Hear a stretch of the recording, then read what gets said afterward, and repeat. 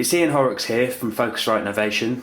We're the proud distributors of Stanton in the UK, and I'm here with DJ Kit TV, and we're just going to shoot a quick video to show you a little bit more in depth on the Stanton SCS.4DJ. Now, this product won an award for the most innovative DJ controller at BPM 2011, and it really is a nice product that's been well received across the country.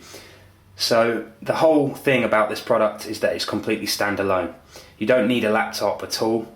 All you need is a thumb drive with all your tracks on it, and then when you connect the thumb drive up to the unit and power the unit on via the power supply, it will get to work analysing all your tracks for you and assign a beat grid to the tracks so that the sync functions work on the SCS4.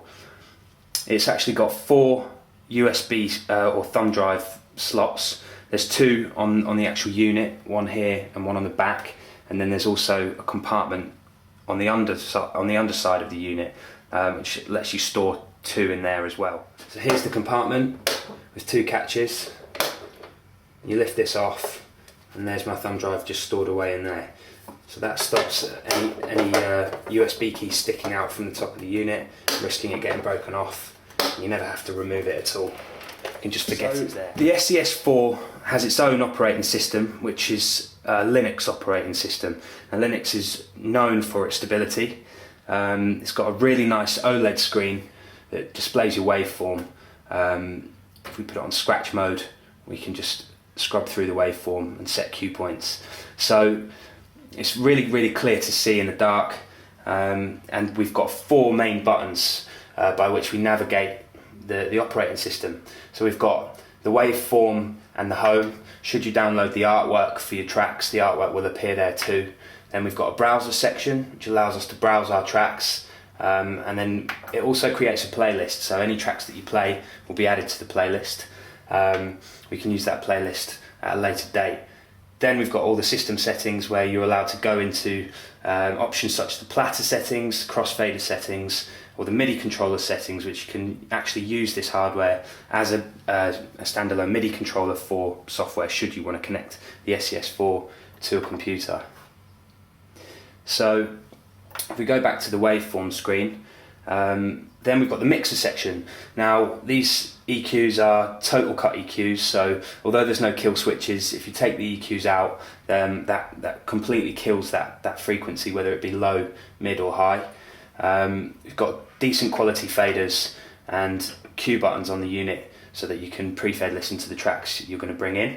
And then there's also a record button, so should you want to record your mix straight onto the USB key that's connected, then you can just hit the record button before you start your mix, and that's a great way of recording a mixtape. You have balance jack output and also RCA output as well, which can be used as a booth output. We've also got level metering here, and then we've got an effects section. So the effects section and looping section, the loop allows you to turn on and off loops, lengthen and shorten them, and then it also has a reloop function which works as a cue point for the loop that you've got turned on. Then you've got a filter, a flanger, slicer and a delay that can all be controlled by the time rate knob here and the frequency or amount part as well. Then we've got the ability to mix manually with manual tempo control, and then we've also got pitch bend as well. So let's talk about the platters quickly.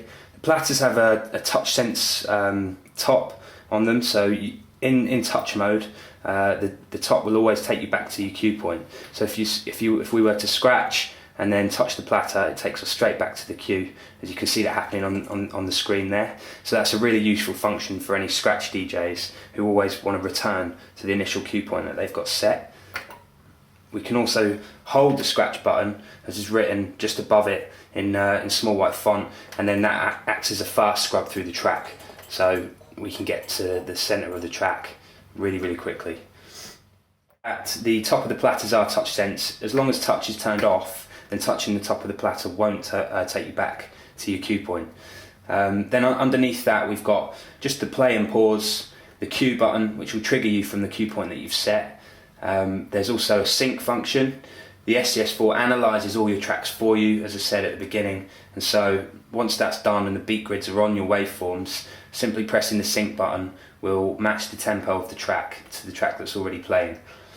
And then there's a tap function, which if your tracks, if you don't want your tracks beat gridded for any reason, you can use the tap function, although I would personally advise using the sync function where possible. We've then got a mic input with independent mic volume.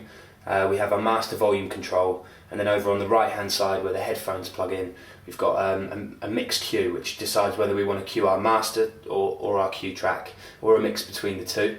And then we've also got our independent headphone cue volume as well. Okay, so I've got 2 tracks loaded, and I'm just gonna have a mix between these 2 tracks and try and incorporate the features and show you what this unit can do.